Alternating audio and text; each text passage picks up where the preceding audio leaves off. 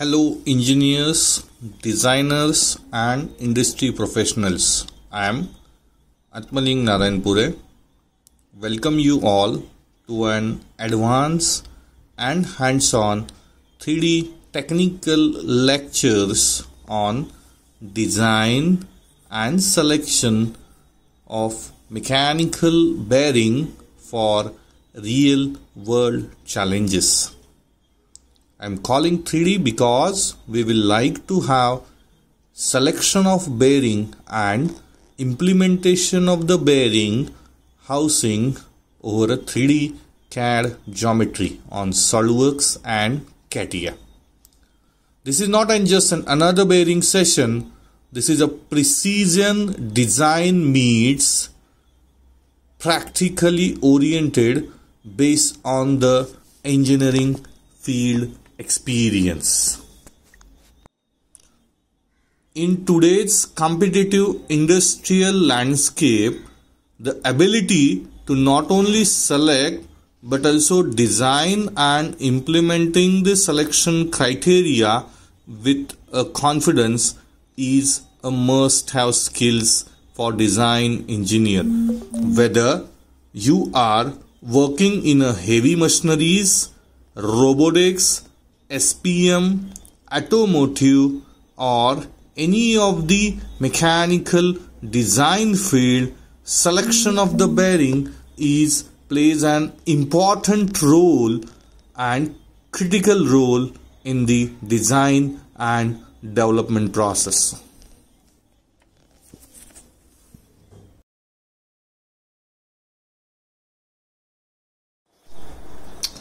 Here is what you are going to learn in this lectures. Last 2 days we had a discussion on why bearing is going to be used, what is the difference between the bearing, coupling, how the geometric dimensioning and tolerancing GD&T is associated with the fits like in shaft and bearing, shaft and coupling, and piston and cylinder. We also gone through the different load requirements, what is axial loading, what is radial loading, how the combined axial and radial load comes into the picture, what are their different industrial applications, what are their day-to-day applications. We also had discussed about the rolling elements and their contacts between the rolling elements with bearing inner race or bearing ball and the shafts. We also had a initial discussion about the different applications. Now we like to see about the sizing of the bearing, selection of the bearing. Initial days during the design of the shaft, we gone through the different design consideration as per the loading and the stress. That is, design of the shaft subjected to the axial loading, subjected to the bending, subjected to the torsion, subjected to combined bending and torsion as per the material requirement. What is shear stress theory? What is the principal plane theory? So we gone through all those details. Now in coming days we like to take the shaft designed by us. Based on the shaft we're going to select the available bearings, sizing of the bearing as per the requirement, creating the housing for the bearings, creating the mountings for the bearings, how the care to be taken, how the design to be done for the housing as per the GD&T criteria, what is the life of the bearing, and the industrial applications related with this. This session is tailored for mechanical designers, freshers mechanical designers, CAD engineers, those who are already working, and the working professional to get a generic as well as the industry based ideas and hands-on the bearing. This will definitely breach the gaps between the CAD design and the selection of the bearing. Let's have a look on it.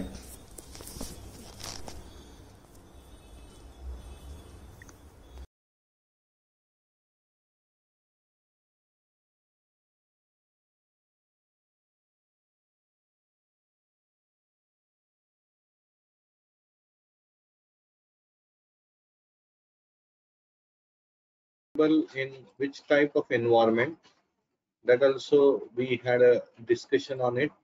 Okay, today we'd like to go with some bearing terminologies. Okay, part involved in the bearings. Okay, and one catalog page which I was hand over to you. Okay, so let's talk about in more details about it. जो bearing होती है ना, वो क्या एक single component नहीं है. Bearing is an assembly. It is based on the different component. इसमें main component जो होता है ना, वो outer ring और inner ring. ये आउटर रिंग मतलब outer side of the bearing, जिसका एक्सटीरियर सरफेस भी फिक्स होता है या मूवेबल भी रहता है बहुत केस में. And the next one is inner race of the bearing, जिसका इंटरनल जो है वो शाफ्ट के टच में आता है.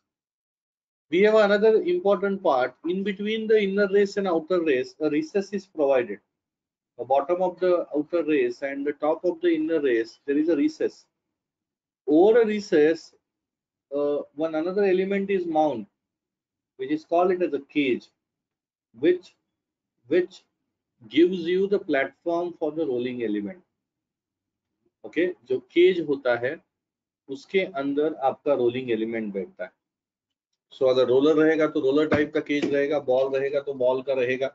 Okay, but the cage along with the rolling element will ensure that your inner race, okay, will rotate freely without a friction. इसका जो टच पॉइंट्स होता है, जो रोलिंग एलिमेंट है, रोलिंग एलिमेंट का एक पॉइंट, ओके, अगर बॉल है तो टॉप के आउटर रेस के इनर को टच होता है, और दूसरा पॉइंट जो होता है वो इनर रेस के आउटर सरफेस को टच होता है. And your shaft is going to be in line and touch with the inner race के inner face पे वो टच होता है. So due to friction, जैसे ही उसको, अगर सपोज यहाँ पे रोलिंग एलिमेंट नहीं होता, तो entire bottom surface of the outer and the top surface of the inner are comes in contact with each other. More the surface, more the contact surface, more the friction, you will find out wear and tear, losses and all other things. यहाँ से क्या होता है कि the touch points या a contact point between the rolling element to the outer surface and the rolling element to the inner surface is either a ball, point, roller, line, spherical some surface, needle, okay, या taper, इनमें से एक होगा, जिसके कारण surface कम picture में आता है, इसलिए you will get the variations. Over a cage का जो बॉल है ना, ओके, वो स्ट्रेट अवे बेरिंग को जहां पे फ्लश किया गया सरफेस है ना शाफ्ट का, उसको टच नहीं होना चाहिए, नहीं तो रोलिंग एलिमेंट्स को आपका रोटेटिंग शाफ्ट कंटिन्यू घिसता रहेगा. मैं क्या बोल रहा हूँ, look at the way I am talking about. मेरे पास एक शाफ्ट है जो स्टेप शाफ्ट है, एग्री कर रहे हो, और मेरा जो बेरिंग है वो यहाँ पे ऐसे बैठने वाला है, मेरा जो बेरिंग है वो यहाँ पे ऐसे बैठेगा, एग्री कर रहे हो. अगर सपोज मेरे पास आउटर रिंग है, ओके, इनर रिंग है, केज बिठाया, तो ये जो बॉल का जो ये सरफेस है ना, ये सीधा यहाँ पे जाके टच होगा, एग्री कर रहे हो. मतलब rolling element never touch to the another rotating element like a shaft. इसको सील करने के लिए इस रोलिंग एलिमेंट पे रोलिंग एलिमेंट के बाजू में एक रिसेस प्रोवाइड किया जाता है। ये देख रहे हो आप रिसेस, ये यहाँ से एक ऐसा रिसेस है, फिर ये रोलिंग एलिमेंट का रिसेस है, फिर यहाँ से एक दूसरा रिसेस है। ये जो रिसेस है यहाँ पे और यहाँ पे सील बिठाया जाता है। क्या बिठाया जाता है? This seal will ensure that जब ये शाफ्ट के साथ टच होगा तब सील का जो ये सरफेस है flat which comes in contact with the rotating element of the shaft, जिसके कारण बॉल के साथ इसका टच नहीं होता, क्योंकि उसके लिए अलग ही रिसेस है। There is a flat distance, ये डिस्टेंस जो है ना, इसके गैप इन बिटवीन दिस है। सो अगर आपका फ्लश एक साइड पे है या दो साइड से ये फ्लश है, इसके ऊपर ही इसका बेरिंग का डिजाइन या सिलेक्शन कंसीडर होता है। इसको फ्लश है या सील लगाया हुआ है, इसी को बेरिंग के नाम पे शील्ड कहा जाता है। क्या कहा जाता है? Shield bearing. शील्ड बेरिंग मतलब क्या? इसका जो बॉल है वो स्ट्रेट अवे रोलिंग एलिमेंट जो है वो एटमॉस्फेरिक पे ओपन नहीं है, वो दिखता नहीं है। This has to be sealed. क्या? This has to be shield. Seal नहीं है वो, SEAL। सील मतलब वो चिपकाना या ये करना। ये शील्ड है, कवर है, प्रोटेक्टिंग कवर। जैसे मोटर के ऊपर आप कवर रखते हो या कपलिंग के ऊपर कवर रखते हो, बराबर है। So that is kind of an thing. Next one. So this is seal which is used for shielding purpose. यहाँ पे अगर आप देखेंगे ना तो inner ring, okay, a race which is fit to the shaft, outer ring है, ball and rollers are arranged between the surface of two recesses which is provided the rolling action between this, okay, यहाँ पे in between that ये जो portion है इसको cage कहा जाता है। okay, ये तो simple है। whenever I am selecting a bearing, what are the different parameters are important for me? The most important parameter is the diameter of the bore, yeah, diameter of the shaft which is going to travel between this bearing, which call this as the shaft diameter.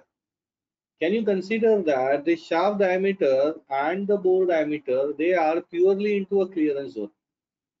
Means what? The shaft is made up in a shaft ka dimension, या shaft का outer dimension है, which is lesser than the dimensions of the hole which is provided on a bearing, so that it gives you the running fit. But वो जो clearance है वो कितना होना चाहिए? या एयर टाइट होना चाहिए, या लूज क्लियरेंस होना चाहिए, या नॉर्मल क्लियरेंस होना चाहिए, इसके ऊपर अलग अलग चीजें डिपेंड है।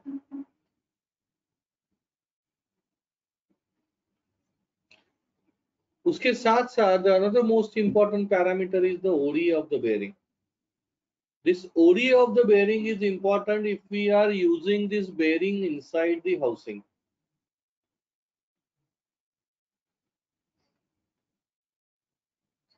This going to be used for inside the housing. क्यों? क्योंकि हाउसिंग में देखिए, shaft with a bore are in clearance, but bearing housing to the outer race are in completely interference. Depend upon the application. Depend upon the application. मैंने एक tray भी बनाया था जिसके ऊपर मैंने बेरिंग का जो सरफेस है ना वो एज अ क्या बोलते पहिया या व्हील बोल के कंसिडर किया था। Instead of castor wheel I have used the bearing straight away. वो अलग पर्पस था इसलिए ठीक है, लेकिन क्या बोल रहा हूँ मैं, अगर मैं SPM रोबोटिक्स में यूज कर रहा हूँ तो बेरिंग का आउटर सरफेस बेरिंग के हाउसिंग के साथ इंटरफेरेंस में रहता है, प्रेस फिट में रहता है। Most of the time machine press होता है, निकलता नहीं होता। निकालना है तो पक्का एक तो पार्ट तोड़ना पड़ेगा, नहीं तो बेरिंग तोड़ना पड़ेगा। नहीं तो अभी बेरिंग पुलर्स वगैरह आ चुके हैं, लेकिन बहुत बार बेरिंग पुलर से वो शील्डिंग पे इफेक्ट होता है। अगर आप देखेंगे तो क्लियरेंस कहाँ पे चाहिए, इंटरफेरेंस कहाँ पे चाहिए, क्यों चाहिए, this is also be one of the crucial things while selecting the bearing. Okay, उसके साथ साथ अनदर इम्पोर्टेंट इज यहाँ पे दिया नहीं है that this is the bearing thickness, क्योंकि जब आप हाउसिंग डिजाइन करते हो तो ये thickness plays an very important role. क्योंकि आपकी बेयरिंग, अगर मैं इसको इस तरह से कुछ हाउसिंग डिजाइन कर रहा हूँ, look at the way I am designing the housing, बराबर है, तो ये मेरा शाफ्ट इधर से निकलेगा और बेयरिंग अगर मुझे लेता हूं तो ये बेयरिंग ऐसे इसके अंदर बैठना चाहिए।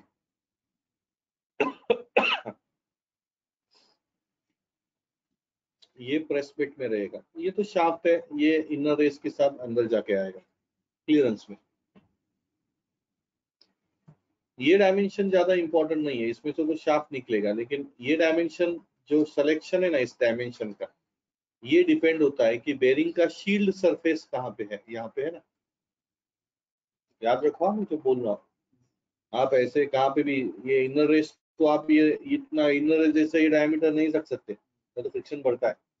आपको ये शील्ड सरफेस देखना पड़ता है कि मैं टच कहाँ पे करूँ, मैं टच कहाँ पे करूँ। तो ये डायमीटर देखिए, शाफ्ट है 30 mm का, ये ये जो डायमीटर है ना, ये 40 भी हो सकता है, कुछ फर्क नहीं पड़ेगा, लेकिन ये जो आउटर रेस के साथ फर्क जरूर पड़ेगा।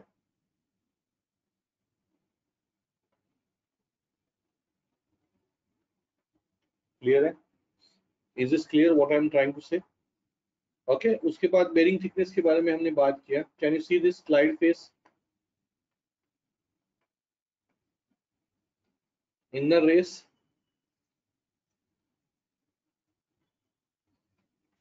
Outer race, ring, side face. ये जो लैंड फेस है ना, ये बहुत इंपॉर्टेंट फेस है। Land face is all about the flat surface on a top of the bearing. एक छोटा सा सरफेस होता है जो टच के लिए यूज किया जाता है, उस सरफेस को हम लैंड सरफेस कहते हैं। ओके, ये हमने बात किया, डीप ग्रूव, एंगुलर, ये वगैरह हम एक एक बात करेंगे अभी आगे। हमने ये देखा है कि जब भी मेरे पास moderate kind of an radial load है और small kind of an axial load है, बट स्पीड बहुत ज्यादा है, so I should have to go with deep groove ball bearing. Deep groove ball bearing comparatively torque legs transfer करते हैं, but speed आपको बहुत अच्छा मिलता है। So deep groove ball bearing का selection criteria, low torque and suitable for high speed application. Is this clear? Okay. If we go to the next one, angular contact ball bearing, angle picture में आता है, इसका मतलब यहाँ पे combined radial and axial thrust दोनों picture में आते हैं।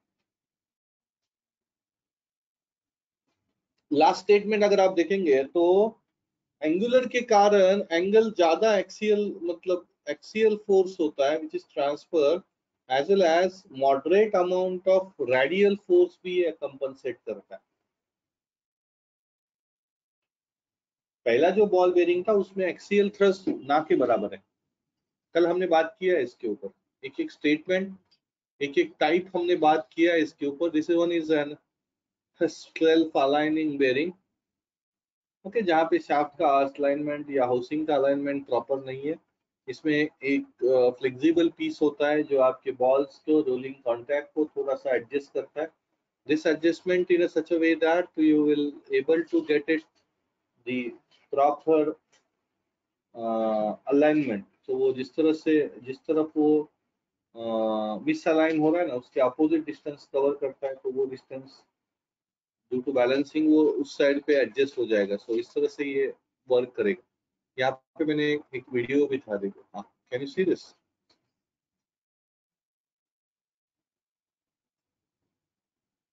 दो रोलिंग एलिमेंट्स है, कनेक्टेड है। मैं आपको बताना चाहता हूँ एक्सिस का एंगल देखिए, दो एक्सिस के एंगल है, ये बाकी बच्चे यहाँ पे फोकस करते हैं, कुछ जरूरत नहीं है। फोकस हियर, ये ज्यादा इंपॉर्टेंट है, दिस थीटा।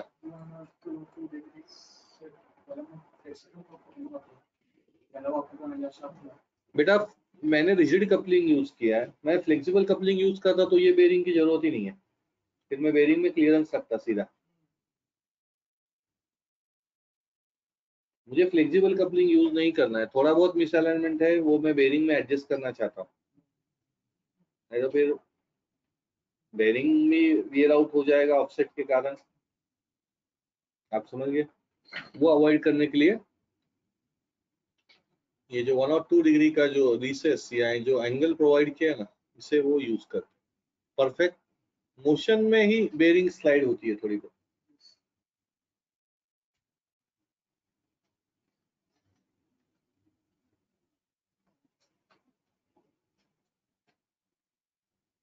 क्लियर है? ओके, इंटरेस्टिंग है। थ्रस्ट अगेन बहुत ज्यादा एक्सियल है तो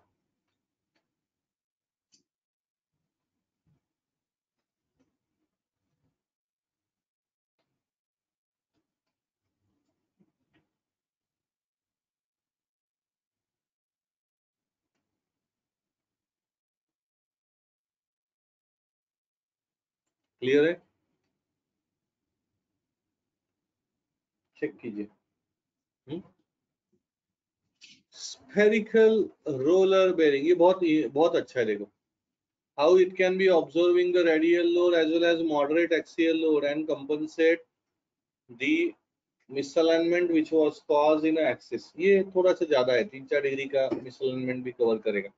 इसका शेप ही ऐसा रहता है कि जो आपका मिसअलाइनमेंट कवर करने के लिए हेल्प रहता है।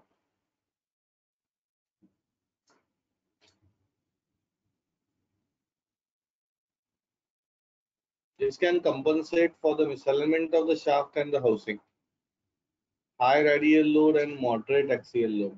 पहले में वो हाई था, इसमें रेडियल लोड जो है वो ऑब्जर्व होता है, और रोलर का शेप ही ऐसा ही बेटा, फ्रिक्शन तो स्पॉट आने ही वाला है, वो जल्दी नहीं होगा। मटेरियल सिलेक्शन उस तरह से किया जाता है, मटेरियल सिलेक्शन। और ये रोल जो है ना वो बेटा एक स्पॉट पे कांस्टेंट नहीं होता, ये रोल जो है ना वो मूविंग में रहता है, तो इम्पैक्ट क्या एक जगह पे कंटिन्यूस आया ना तो ही प्रॉब्लम आता है। This is also be made up with a hard carbon steel। आप C45, C35 से इसे बनाते हैं, अलॉय स्टील्स पे भी बनते हैं। कभी भी याद रखिए इसका जो मटेरियल स्पेसिफिकेशन है ना, या जब वो अलाइनमेंट कंपनसेट करता है तो उसे स्प्रिंग स्टील से भी करते हैं, क्योंकि उसमें ऑब्जॉर्ब मटेरियल का जो भी शॉक्स है ऑब्जॉर्व करने की कैपेबिलिटी रहती है। So these are the, don't worry, but you don't have to bother about the material what they are using it. Cylindrical rolling, inline contact with the rolling element and this way between this. This means the cylindrical roller bearing can be suitable for both high radial and lower rating. Okay, you can get it in the different sizes and all. Taper roller बहुत जगह पे use होता है, axial और radial both the directions में। अगर आपका मतलब फोर्सेस एक्ट हो रहे तो you can go with the both the types of bearing.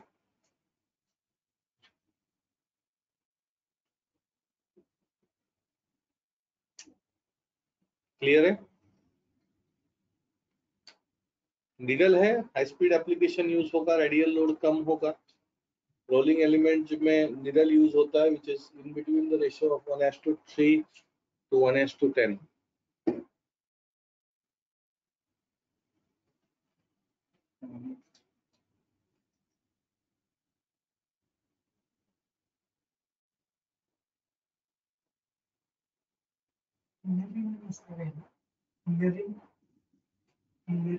नाही नाही नाही, ते डायरेक्टली तुझा जो शाफ्ट असतो ना तोच त्या निडलच्या इनर रोलिंग एलिमेंटच्या इनर रेसला टच करतो। आपल्याकडे आहेच एक sample, there is no inner race in between this, इसमें केज और आउटर रेस रहता।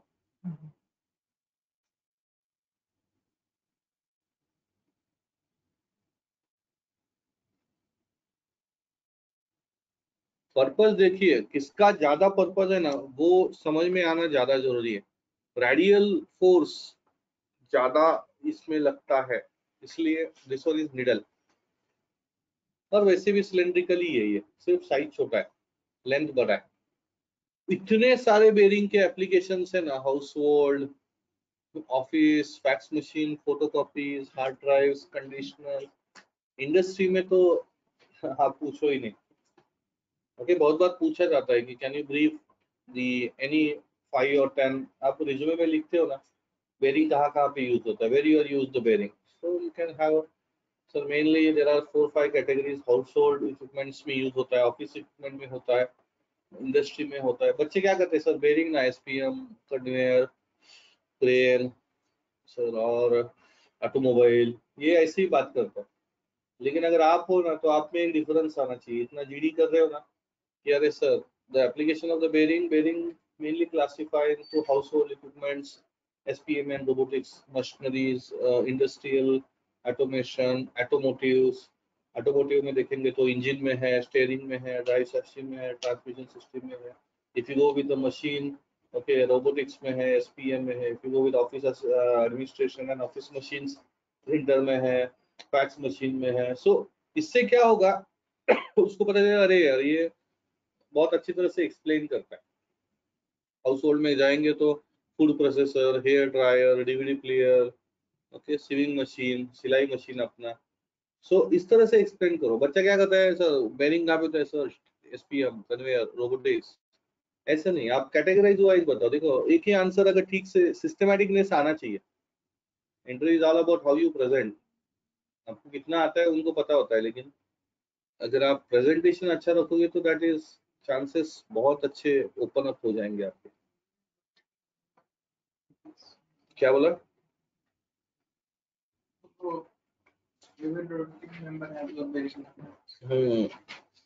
मैंने आपको एक पेज दिया है। Now I will like to go with the page which I was provided to everyone.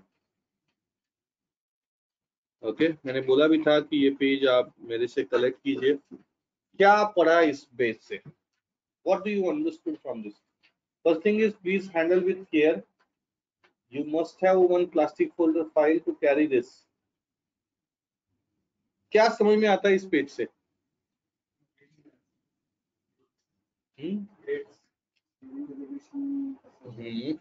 क्या होता है बेटा?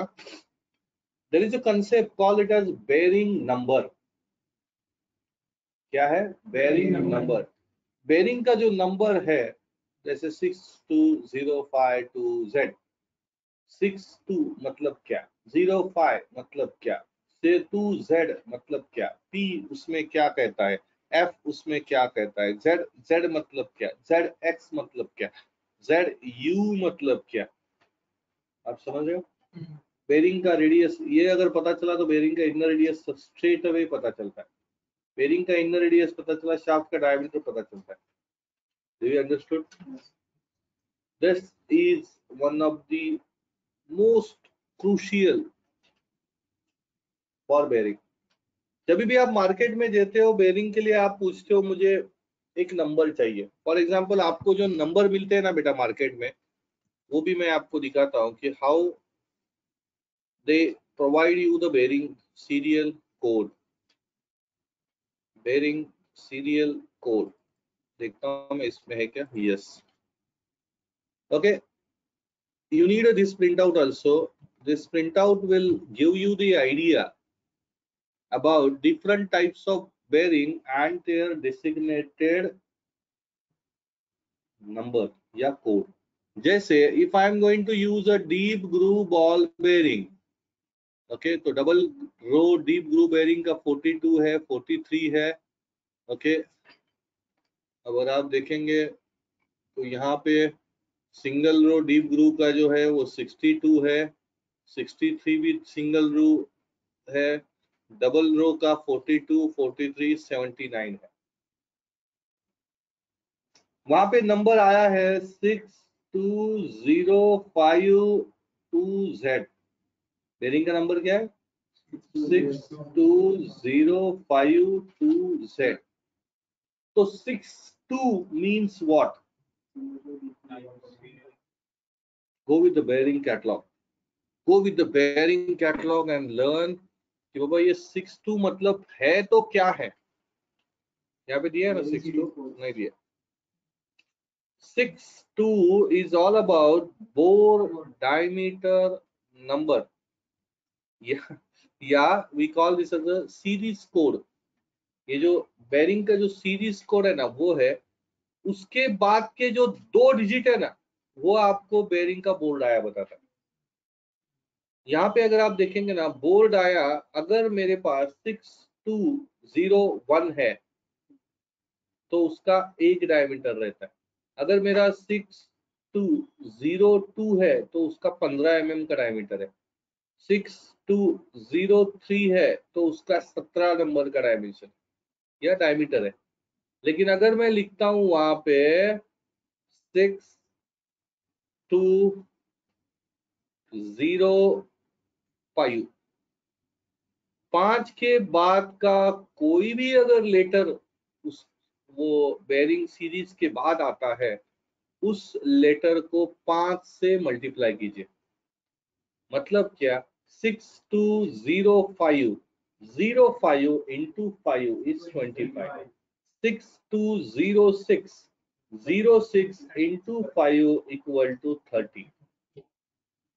ये जो 30 है वही उसका इनर का डायमीटर होता है।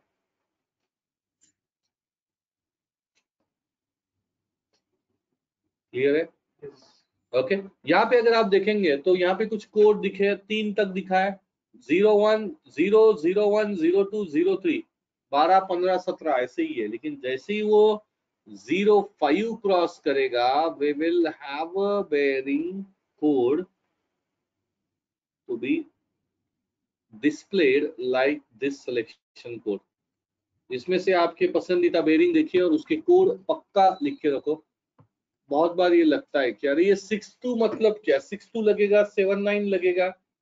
मैं आपको नंबर बोलता हूँ टेपर रोलर बेरिंग ये जो है 302 लगता है बहुत बार लगता है।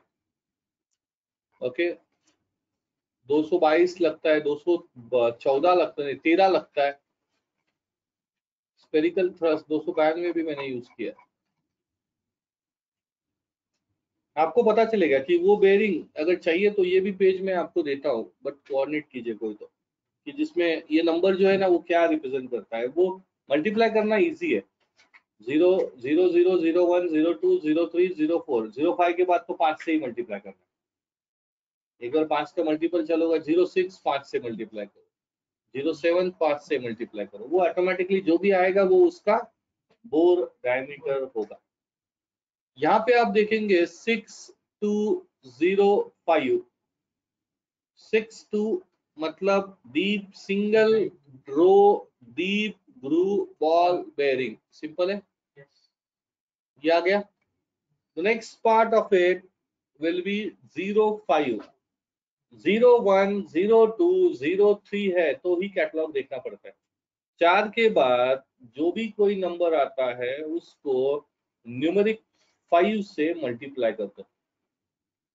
जो भी वैल्यू आएगा वो वैल्यू उसका डायमीटर होता है।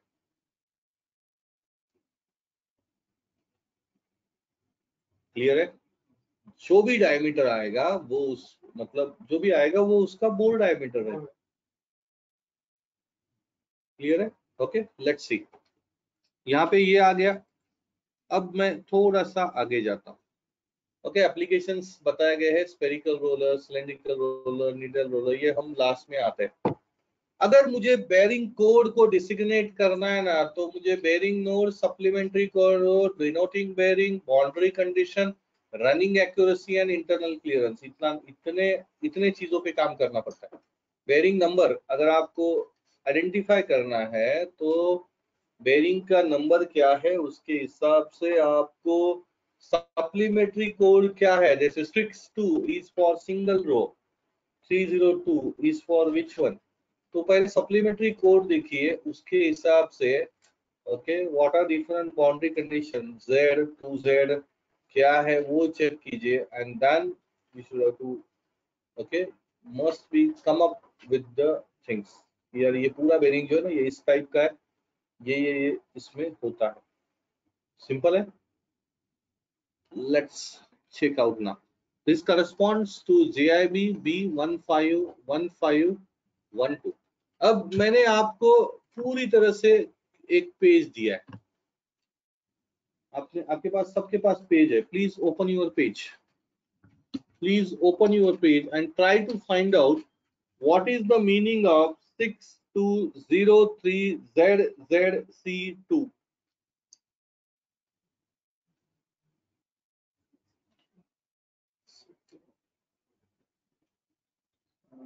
single row degree ball bearing with a diameter of 15 mm, 17 mm, and the double side shield and has a smaller than standard clearance.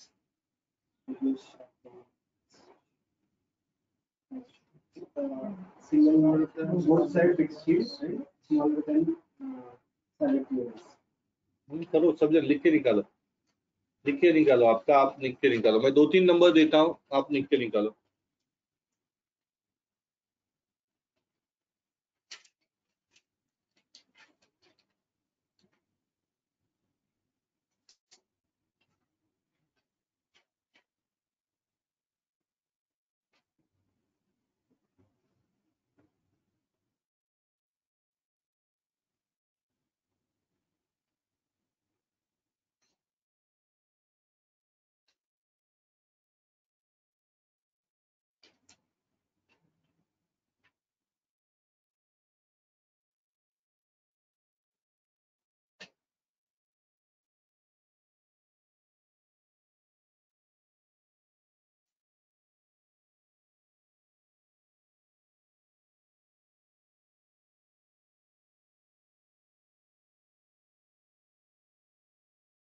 Quick, quick, quick, quick, quick.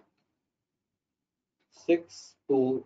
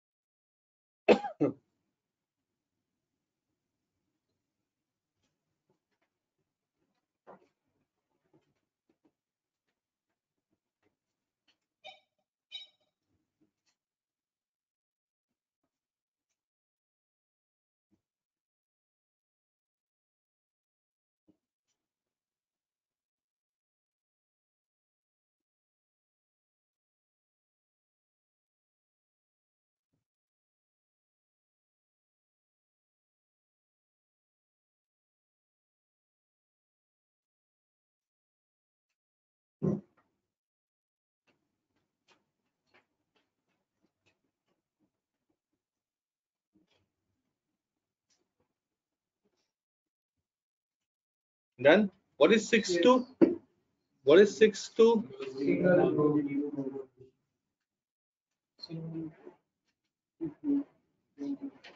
Okay. यहाँ पे अगर आप देखेंगे, so whenever we have any bearing, ये जो number है ना बेटा, that has been evaluated with these two things. One is this bearing number configuration, जिसमें आपको बेरिंग का कोड ओके, जिससे बेरिंग का डायमीटर ओके, अगर if you have a certain angles and all, shield क्या है वो सब पता चलेगा। कभी भी बेरिंग कोड अगर डिसिग्नेट करना है ना, तो ये जो ऊपर का जो पूरा स्ट्रक्चर है ना, ये थोड़ा सा पढ़ लो। ऐसा नहीं है कि ऑल द बेरिंग कोड में ये सभी होगा, बट डिपेंड अपॉन एंगुलर में ये एंगल आ सकता है जो नॉर्मल डीप ग्रूव में नहीं रहेगा, ऐसे हो सकता है। उसके बाद we need this tabular format which is given as a bearing serial code। अभी आपके पास जो बेरिंग नंबर आपने डेसिग्नेट किया है वो 6203ZZC2 ऐसा है. So this 62 stands for single row deep groove ball bearing. ये आ गया 62. Now we have a 03. Once we know the 03 on this table, अगर 05 के आगे है, ओके, इफ इट इज 05, अगर ये 04 के भी आगे है तो उसको 5 से मल्टीप्लाई करो. लेकिन ये तो 03 है, तो 01 का 12, 02 का 15, 03 का 17 और 04 से लेके 96 तक आपको उसको मल्टीप्लाई बाय 5 करना है. You need to multiply by 5, which gives you the bore diameter number. यहाँ पे 03 है इसलिए मैं मल्टीप्लाई नहीं करूंगा. 17 is the bore diameter number. उसके बाद अगर आप इसका कोड देखते हो तो we have a ZZ. This ZZ stands for shield. अगर मेरे पास जो शील्ड है या जो सील है सिंगल साइड है या डबल साइड है, Z मतलब सिंगल साइड शील्ड, ZZ मतलब double side shield, both side.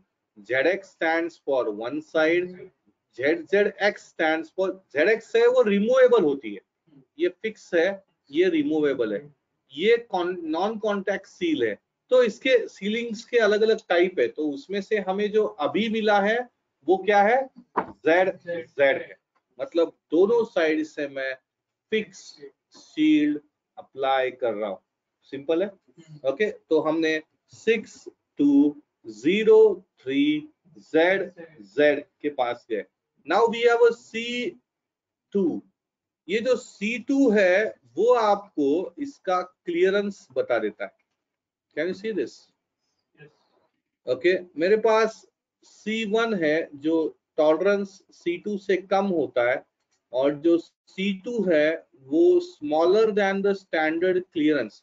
Okay, जो हमारे पास एक क्लियरेंस चार्ट रहता है ना, ओके, मतलब क्या है कि वहां पे नॉर्मल क्लियरेंस शाफ्ट के आउटर में और इनर में प्रेजेंट है. ओके, अगर वो C1 पे आता है तो थोड़ा सा टाइट टॉलरेंस है इस पे, लेकिन अगर वो C2 है, okay, which is shows that कि ये जो है ना ये स्टैंडर्ड क्लियरेंस उन दोनों में है. इसमें इनर रेस और शाफ्ट के बीच में. C1 है तो थोड़ा प्रिसीजन है. Cn फिर से स्टैंडर्ड पे ही जाता है. C3 greater than standard, C4 greater than C3 greater than C4. ज्यादा टेंशन मत लो इसका, नॉर्मली इसमें क्लियरेंस ही होता है. No one will give you, सिर्फ जो क्लियरेंस है वो C1 होगा तो मोर प्रिसाइज, C4Y होगा तो लेस प्रिसाइज. इतना याद रखो. C2 होगा वो स्टैंडर्ड नॉर्मल में जाता है. It is clear? जितना कम नंबर उतना ज्यादा प्रिसाइजनेस, जितना ज्यादा नंबर उतना ज्यादा थोड़ा looseness. It is clear? Okay, तो ये भी नंबर मुझे पता चला कि ये C2 है. Internal serial, internal clearance code C2 complete. अब मैं आपको और एक कोड देता. जब आप बेरिंग का कोड डिफाइन करते हो ना, तब बेरिंग को कैसे मैन्युफैक्चर किया है ये भी इंपॉर्टेंट है. P1, इसमें भी कुछ कोड है, P0, P1, P2, P3, P4, P5, P6. Higher precision levels मतलब क्या कि जो बेरिंग है वो उसे मैन्युफैक्चर करते टाइम बहुत टाइट टॉलरेंस से बनाया गया है. मतलब वो बेरिंग बहुत ज्यादा स्मूथ है, जिसमें बहुत कम वाइब्रेशन, परफॉर्मेंस बहुत अच्छा है, हाई स्पीड और हाई प्रिसीजन एप्लीकेशन में इसका यूजेस बहुत अच्छा है. सिंपल है. Okay, precision level of bearing is typically denoted by the letter P followed by the number.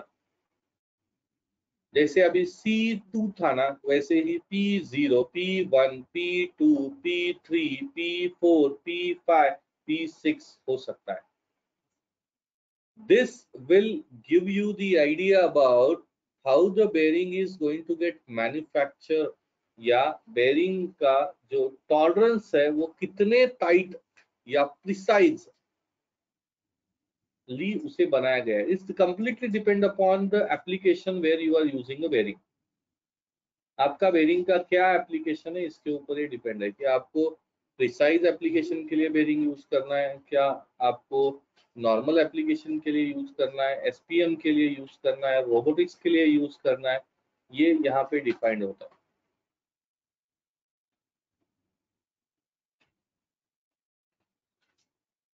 Done.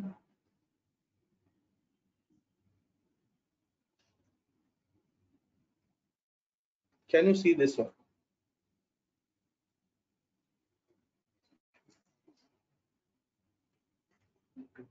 P0,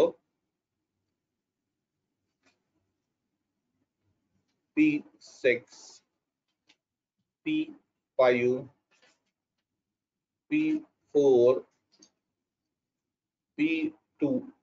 ये सीक्वेंस पे नहीं है बेटा, जो P0 कम होगा तो P6 ज्यादा होगा वगैरह, ऐसा कुछ नहीं है। P0 standard precision level where bearing is suitable for general application but वहां पे प्रिसीजन ज्यादा जरूरी नहीं है। शुगर क्रेन का जूस, शुगर क्रेन की मशीन देखते हो, एग्रीकल्चरल मशीन, प्रिसीजन की जरूरत नहीं है। रोबोटिक्स मशीन प्रिसीजन लगेगा, एसपीएम प्रिसीजन लगेगा, हाँ जूसर प्रिसीजन की जरूरत नहीं है। आप समझ गए मेरी बात में क्या बनना चाहता हूँ? है क्या? जूसर को बनाओ P6 से या P2 से बनाओ। 1800 का जूसर आपको 1800 का जूसर आपको 18,000 में लेना पड़ेगा। आप समझ गए मेरी बात?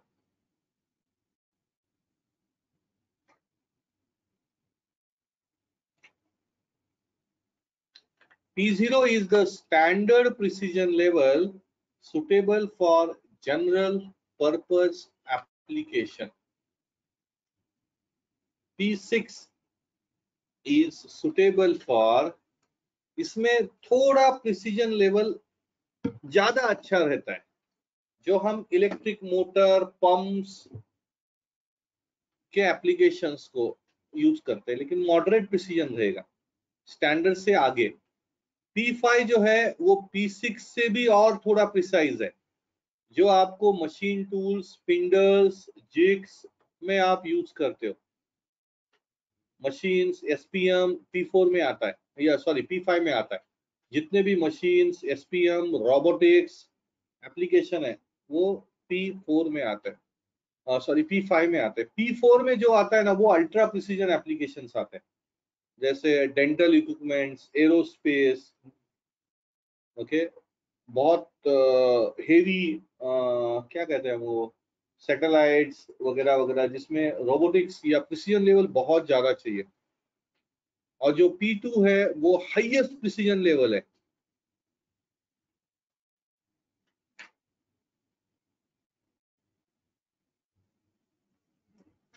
Every action has a equal and opposite reaction. ऐसा क्यों होता है उसे पूछना है तो न्यूटन को ही पूछना पड़ेगा। So the same thing is, इसमें से P1 और P3 को क्यों, I think there might be a combined. क्या होता है पता है क्या, कि जब स्टैंडर्ड, जैसे अभी सिमेट्री और कॉन्सेंट्रिसिटी को हटाया गया है GD&T में। The reason behind is, symmetry जो है ना, एक तो वो डिफिकल्ट है मेंटेन करना, और सिमेट्री बनाते टाइम आपको पैरेललिटी के साथ, मतलब आपको पैरेललिटी भी बना पड़ेगा, फिर आपको फ्लैटनेस करना पड़ेगा, तो वो थोड़ा कॉम्प्लेक्स जाता है। या कॉन्सेंट्रिसिटी डायरेक्ट मेजर करना ही डिफिकल्ट जाता है, क्योंकि एक्सिस दिखता ही नहीं। लेकिन अगर मैं स्पेस सरफेस की बात करता हूँ तो मुझे दिखता है। So the as well as there should be certain standard, या जो टेक्नोलॉजिकल अपडेशंस हुए उसके कारण ऐसा भी हो सकता है कि यार P3 और P4 मर्ज हो गए एक साथ, या P5 के साथ वो मर्ज हो गया। So there might be a chances, but I don't have a confirm answer about this. मैंने कभी सोचा भी नहीं, देखते हैं, पूछते हैं, कभी बेरिंग मैन्युफैक्चरर वालों को ही पूछना पड़ेगा, because this is standard code from SKF, NRB, Timken. इनके जो स्टैंडर्ड कोड्स है ना, वो मैंने कार्गो का उठाया होगा। क्या कियो का, कियो ही है क्या, कोया, कोया, कोयो जापानीज है, कोयो से उठाया मैंने। नॉर्मली सभी तरफ सेम ही रहता है। अगर आप यहाँ पे भी गए ना, हाँ ये देखिए, ये तो पता ही नहीं चलेगा आपको। P2 क्लास 2, P4 क्लास 4, ये P5, ये लगेगा कि हम स्टैंडर्ड्स में दूसरी, तीसरी, चौथी, पांचवी। उससे अच्छा मैंने थोड़ा उसको इलाबोरेट किया है। ओके, कैटलॉग में मिलेगा कहाँ पे, तो मर्ज हुआ है, दैट्स मुझे ऐसा लगता है जितना, बट आई डोंट हैव ऐसा स्ट्रॉन्ग एविडेंस मेरे पास अभी नहीं है। ये अगर आप देखेंगे P0 मतलब नॉर्मल, P6 ISO 6 के साथ स्टैंडर्ड क्लियरेंस जाता है। ओके, P5 अगर आप जाओगे तो नॉर्मल क्लियरेंस के साथ साथ उसका रेडियल टॉलरेंस। P4 जाओगे, यहाँ पे देखिए 0.0007 MFI, मतलब 1 2 3 मतलब पॉइंट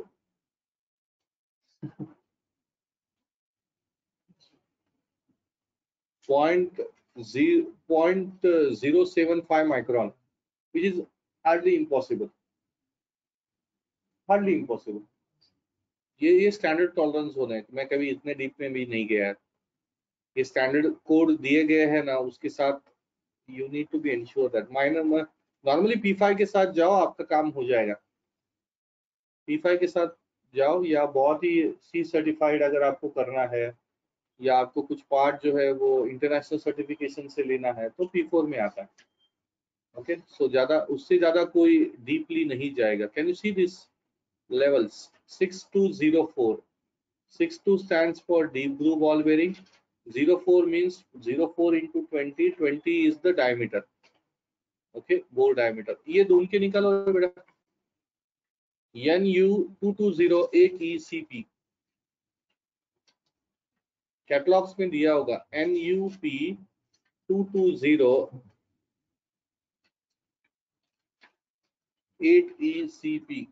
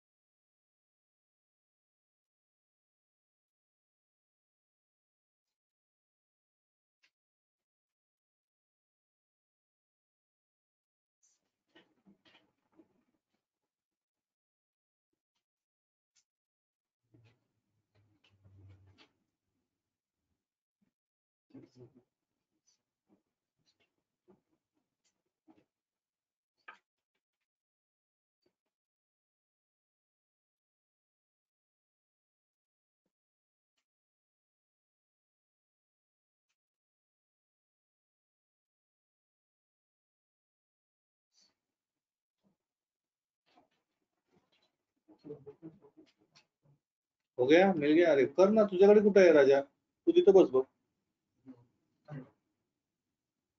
तुझं कुठे, तू तिथे बस, कर तिथं, तुमच्या दोघांची स्टोरीज फोडणार आहे मी आता। तू नाही, तू बस तिथंच, तुझा तिथं कुठे आहे तुझा शार्ट? इथे काय गोट्या खेळायला आला का? माझं तोंड कशाला उघडायला लावता राजांनो, तेरा चाट किधर है भाई? क्यों? खाना भूल गया सुबह, ब्रेकफास्ट?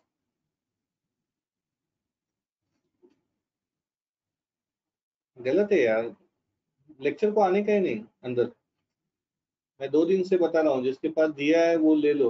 उस बच्चे के भी पास नहीं है, उसने रिक्वेस्ट किया आज दे दो सर, मैं कल मेरा लेके आता हूँ। मैंने हाँ ना बोला क्या तुझे? दिया ना मैंने। ईगरनेस होना चाहिए रे।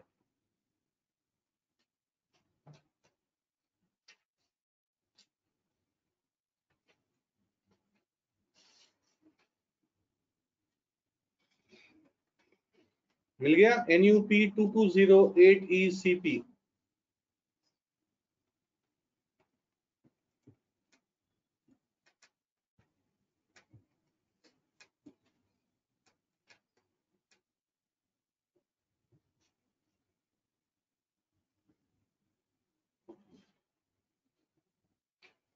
It's NUP.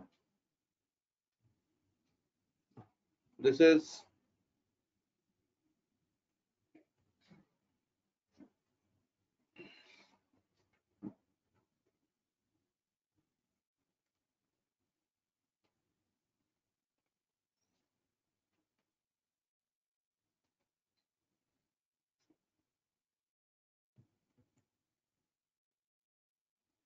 क्विक।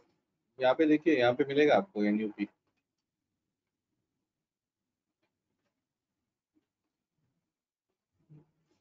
इसमें ये कैटेगरी पूरा नाम देखिए NUP 22। ये NU देखो सिर्फ बस।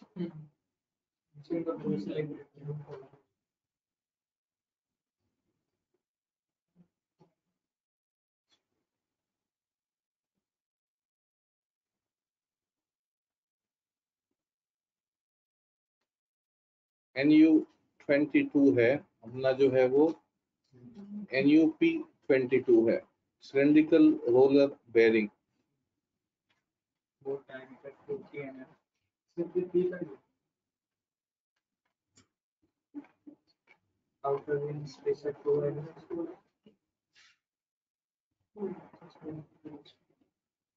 This one is NU 22 होना चाहिए।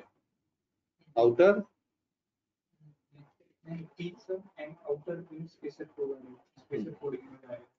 स्पेशल कोडिंग में जाता है वो। ये मैं देता हूँ आपको, यहाँ से कर लीजिए। That could be good one for you. 7210 CDTP5। अगर बेरिंग कोड 7210 CDTP5, ये थोड़ा आपको इजी जाएगा। 72 है तो कौन सा कोड रहेगा, है उसमें 72 के लिए आपके पास सिलेक्शन कोड है single row angular contact ball bearing. बाकी सब मिलेगा अभी आपको। Single row angular contact ball bearing. उसके बाद 10 है, 10 को 5 से मल्टीप्लाई करोगे तो आपको मिलेगा 50। होल डायमीटर क्या रहेगा 50। अब जाके आगे का करो। C इज बेसिकली, ये एंगुलर है तो इसमें कॉन्टैक्ट एंगल रहेगा। कितना है बेटा, देखिए कॉन्टैक्ट एंगल कैसे डिफाइन होता है, क्या 15 डिग्री। DT क्या है देखिए, search for DT, matched pair stack code, tandem arrangement है उसमें। DT stands for tandem arrangement. Tandem मतलब एक के बाद एक। And P5 is clearance code. जैसे मैंने बोला मशीन के लिए, ये मशीन्स के लिए ये है। सिंपल है, देखिए पूरे पेज में इसको दिया गया है।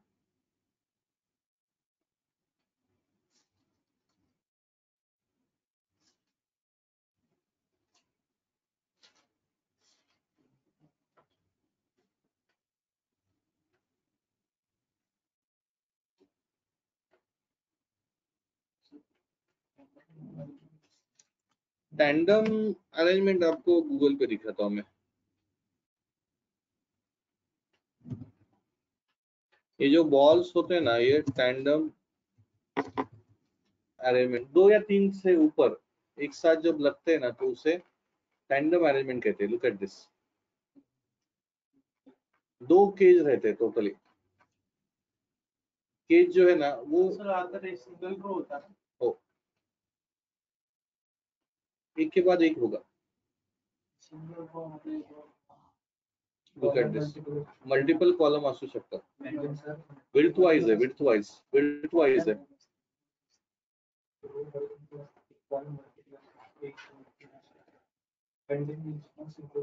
ये जो एंगुलर मतलब 72 के कारण जो एंगुलर बेरिंग है ना, एक तो 50 mm is the diameter, 50 mm diameter is sufficiently have a higher. इसका थिकनेस कितना है वो निकालना पड़ेगा सबसे पहले बेरिंग का, वो अलग से निकलता है, वो यहाँ पे नहीं मिलेगा आपको। कैटलॉग से 72 और 50 का कैटलॉग देखना पड़ेगा, तब जाके आपको उसका थिकनेस मिलेगा। ये जो एंगल है ना, वो इस तरह से एंगल क्रिएट करता है, वो ये एक दूसरे के साथ इस तरह से कनेक्टेड है ना, तो ये अरेंजमेंट वो एक के बाद एक के बाद एक के बाद जो है ना, उसी को टैंडम अरेंजमेंट कहते हैं, स्टैक फोल्ड। और एक नंबर में दिखाता हूँ, NU318C3P4, NU3C3P4। ये NU3 छोटा बेरिंग है, 17 mm का। NU3 टाइप देखना पड़ेगा, नहीं 17 नंबर नहीं है, 18/5 है। 20 into 5 is 100, 18 into 5 is 90, 90 होगा क्या? हाँ, NU3 देखिए कौन सा है, नीडल में आता है, कौन सा आता है देख लीजिए। NU3 देखिए, NU3 नहीं है, देखिए। यस, NU3 देखिए, NU3 किससे मिलेगा आपको?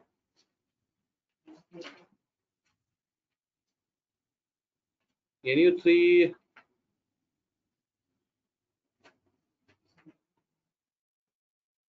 this one, NU3, yeah, single row cylindrical roller bearing, single row cylindrical roller bearing,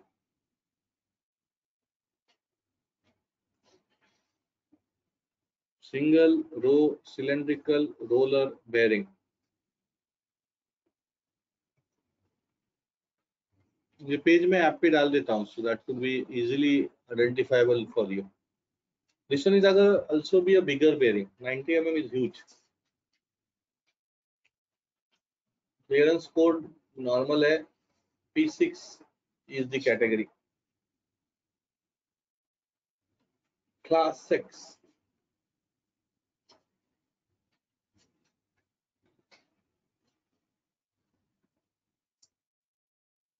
normally अगर आप देखेंगे ना, 6203, 6204, 6205, 6305 यही यूज होता है। 6506, 72 वाला एंगुलर में यूज होता है, टेपर में। तो ये दो चार पांच नंबर है जो कंटिन्यूअसली लगते हैं। ये एक है, देखो 25 mm का बेरिंग रहता है ये 6। ये जो एंगुलर मतलब 72 के कारण जो एंगुलर बेरिंग है ना, एक तो 50 mm is the diameter, 50 mm diameter is sufficiently have a higher. इसका थिकनेस कितना है वो निकालना पड़ेगा सबसे पहले बेरिंग का, वो अलग से निकलता है, वो यहाँ पे नहीं मिलेगा आपको। कैटलॉग से 72 और 50 का कैटलॉग देखना पड़ेगा, तब जाके आपको उसका थिकनेस मिलेगा। ये जो एंगल है ना, वो इस तरह से एंगल क्रिएट करता है, वो ये एक दूसरे के साथ इस तरह से कनेक्टेड है ना, तो ये अरेंजमेंट वो एक के बाद एक के बाद एक के बाद जो है ना, उसी को टैंडम अरेंजमेंट कहते हैं, स्टैक फोल्ड। और एक नंबर में दिखाता हूँ, NU318C3P4, NU3C3P4। ये NU3 छोटा बेरिंग है, 17 mm का। NU3 टाइप देखना पड़ेगा, नहीं 17 नंबर नहीं है, 18/5 है। 20 into 5 is 100, 18 into 5 is 90, 90 होगा क्या? हाँ, NU3 देखिए कौन सा है, नीडल में आता है, कौन सा आता है देख लीजिए। NU3 देखिए, NU3 नहीं है, देखिए। यस, NU3 देखिए, NU3 किससे मिलेगा आपको?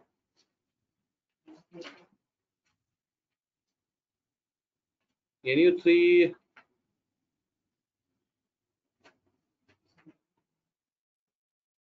this one, NU3, yeah, single row cylindrical roller bearing, single row cylindrical roller bearing,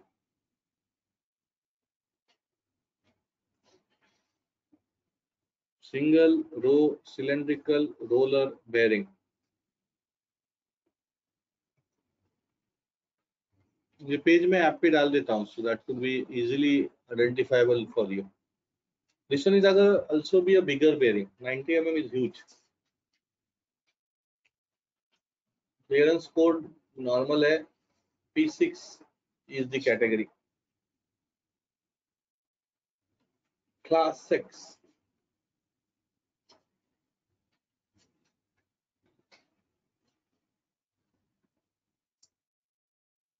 normally अगर आप देखेंगे ना 6203, 6204, 6205, 6305 यही यूज होता है. 6506, 72 वाला एंगुलर में यूज होता है टेपर में.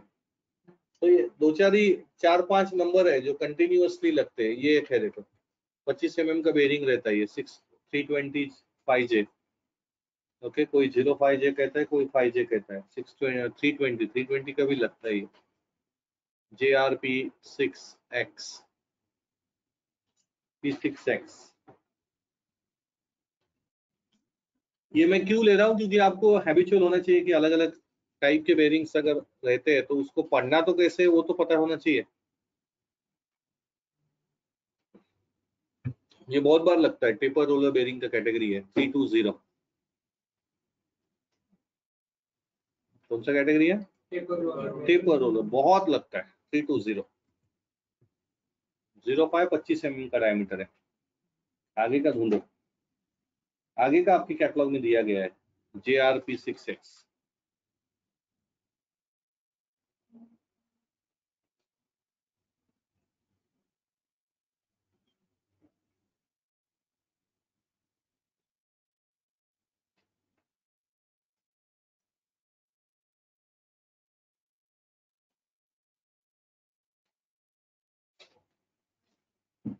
क्विक बेटा, क्विक फास्ट. ओके, लास्ट कुछ बताता हूं मैं. लास्ट 232/500 RX K4 लिख के ले लो. आप मुझे ये व्हाट्सएप कर दो लिख के. 232/500/RZ K4 लिख के ले लो बेटा. मैं बंद करने वाला हूँ session. I don't online also जो ये देगा उसको हम आगे का सेशन देंगे. क्या करें अभी. ऑनलाइन से भी कल के आंसर्स 2 या 3 लोगों से ही मिले हैं. 232/500 RZ KC4 हो गया. And the last one is, नहीं मिला तो ढूंढो बेटा. डोंट वेट फॉर मी कि सर आपने मुझे ये कोड दिया ही नहीं. 512/15 देखो करके. ये कैटलॉग में ये कोड रहता है. देखो बेरिंग सीरीज कोड ये रहता है कैटलॉग में. इतना कोड रहता है जो मैंने एक्सेल में बनाया ना बेटा. ये कैटलॉग का कोड है ये. बस डन. चलो, that's it from my side. Thank you very much. Tomorrow I will like to go with some kind of an detailing about the friction, about the uses, about which type of bearing is suitable in which conditions, rating, performance, selection. Design का मैं नहीं लेने वाला हूँ कुछ. Life of bearing, plummer block, selection, assignment, catalogue. Okay, UCG bearing, UJ bearing, जितना हो सके. बेरिंग मैन्युफैक्चरर, उसके साइट्स, वेब पे क्या अवेलेबल है, नंबरिंग कैसे फॉर्मूले है, वगैरह वगैरह वगैरह. 2 दिन लगेंगे मुझे लगता है. और एंड उसके बाद कैटलॉग. मतलब कैटलॉग इन बिटवीन चालू ही होगा. आज से कैटलॉग ही चालू होगा. कैटलॉग का सेपरेट पेज मैंने दिया है. पहले आइडेंटिफिकेशन देखेंगे, उसके बाद आपको बोर मिल गया. सिर्फ थिकनेस नहीं मिल रहा है. हाउसिंग के टाइम, हाउसिंग जब करोगे तब आपको बेरिंग का थिकनेस लगेगा. Is this clear? फिर वो सीलिंग वगैरह वगैरह हम देख लेते हैं. चलो, that's it from my side.